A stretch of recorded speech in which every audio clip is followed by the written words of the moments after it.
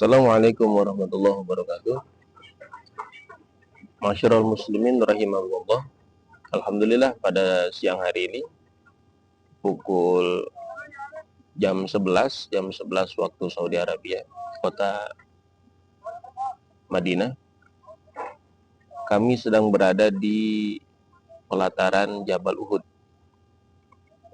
di mana di belakang kami adalah Gunung Uhud, gunung yang menjadi sejarah terjadinya perang Uhud antara pasukan kaum muslimin yang dipimpin langsung oleh baginda Nabi Muhammad SAW melawan kaum Quraisy Mekah.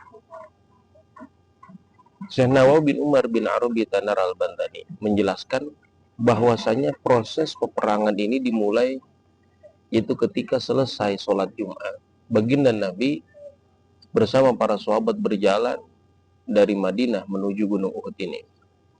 Dan akhirnya sampai pada Sabtu pagi. Dan di sini Kangjeng Nabi kemudian mengatur strategi, menempatkan para pemanah, sahabat-sahabat yang bertugas untuk memanah, berada di barisan atas Gunung Uhud ini. Dan juga menyusun barisan-barisan sedemikian rupa agar strategi ini bisa mengalahkan kuantitas ataupun jumlah yang banyak dari kalangan kaum musyrik Mekah. Lalu kemudian terjadilah peperangan. Dan disinilah para jamaah yang dimuliakan Allah, kecerdasan dari taktik baginda Nabi, strategi yang begitu jitu, hampir saja umat Islam memenangi peperangan ini. Tapi kemudian ada sosok Abu Sufyan dan Khalid bin Walid yang pada saat itu masih musyrik dan belum beragama Islam. Kemudian mengetahui titik kelemahan daripada kaum muslim adalah para pemanah ini yang ada di Gunung Uhud.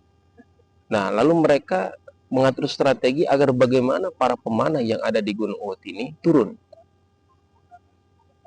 Akhirnya disepakati bahwasanya mereka melemparkan emas dan juga harta benda sebagai ghanimah agar senantiasa para pemanah-pemanah muslimin turun ikut mengambil harta tersebut. Nah, kemudian ketika harta-harta tersebut dilemparkan dan berhamburanlah para sahabat untuk mengambil harta tersebut yang dinamakan dengan harta ghanimah atau harta rampasan perang.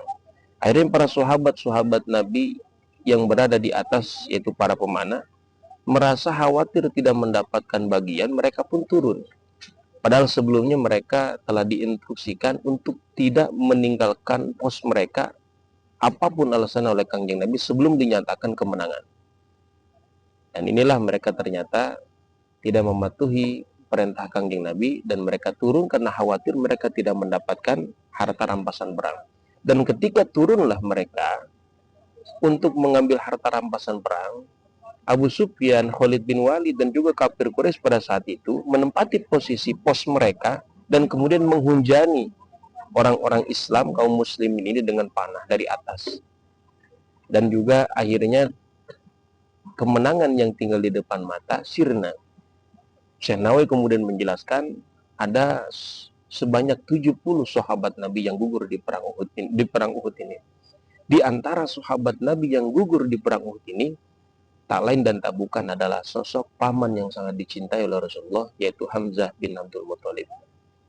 Sayyidina Hamzah wafat di Gunung Uhud ini sebagai syuhada dengan cara yang mengenaskan, yaitu ditombak dari jarak jauh oleh seorang budak kulit hitam yang bernama Wahsy, yang kemudian disayat, dibelek dadanya Sayyidina Hamzah, dikeluarkan organ tubuhnya.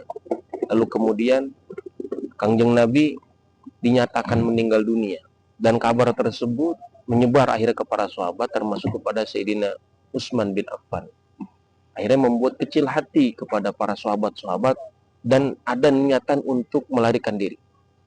Tapi kemudian sahabat yang yakin bahwasanya Kangjeng Nabi masih hidup berteriak bahwasanya Kangjeng Nabi masih hidup dan memegang panji Rasulullah tersebut. Akhirnya alhamdulillahirobbilalamin, kaum muslimin yang pada saat itu hampir kalah tidak jadi kalah dan dinyatakan peperangan ini seri, tidak ada pemenangnya. Di sini dapat kita ambil pelajaran para jamaah yang dimuliakan Allah. Mematuhi pemimpin itu adalah wajib hukumnya. Apalagi sosok yang memberikan perintah adalah baginda Nabi Muhammad SAW, yang sudah barang tentu baginda Nabi ini memerintahkan para sahabat yang ada di atas ini untuk tetap di posisinya adalah untuk kemaslahatan dan untuk meraih kemenangan. Tapi ternyata hawa nafsu telah mendahului mereka dan mereka gelap mata melihat harta ghanimah yang kemudian khawatir mereka tidak dapatkan tersebut. Akhirnya mereka kemudian ikut turun untuk mencari harta ghanimah tersebut. Para jamaah yang dimuliakan Allah Subhanahu wa taala, selain daripada kisah perang tadi, Gunung Uhud ini juga menjadi satu acuan yang oleh Rasulullah SAW dinyatakan sebagai pahala sebesar Gunung Uhud bagi orang yang menyolatkan jenazah. Bagi yang menyolatkan jenazah akan mendapatkan 1 qirot.